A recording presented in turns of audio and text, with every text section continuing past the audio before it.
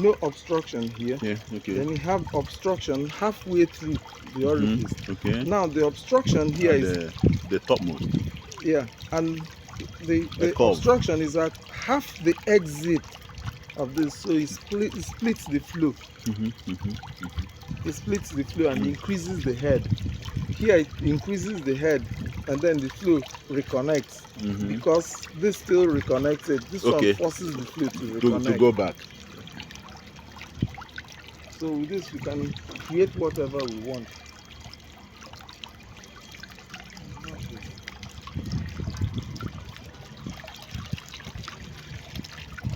Let's lock this one.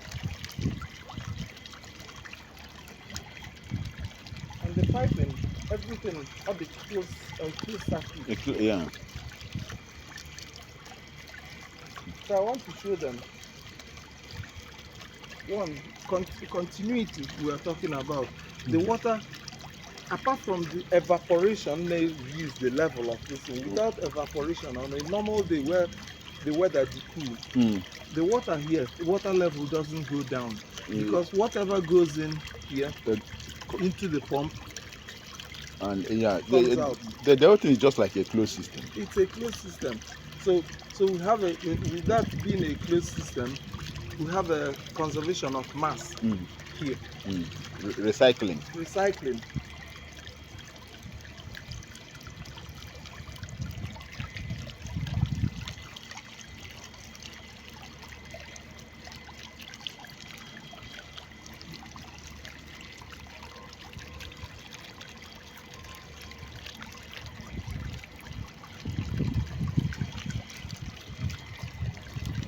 And we did everything here.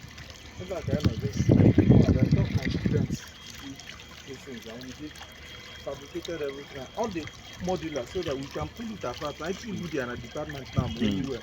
We just simply take this down here and motor and do that anywhere and install it anywhere. It's still experimental. Showing a lot of things. Yeah. In fluid flow. Like that pressure loss. And increasing velocity. This seriously you can use it as for manometry. Yeah. You can use it to check the flow rate, fluid flow rate, where you determine the coefficient of discharge. Exactly. In a fluid flow. Where you determine the coefficient of discharge in a fluid flow because of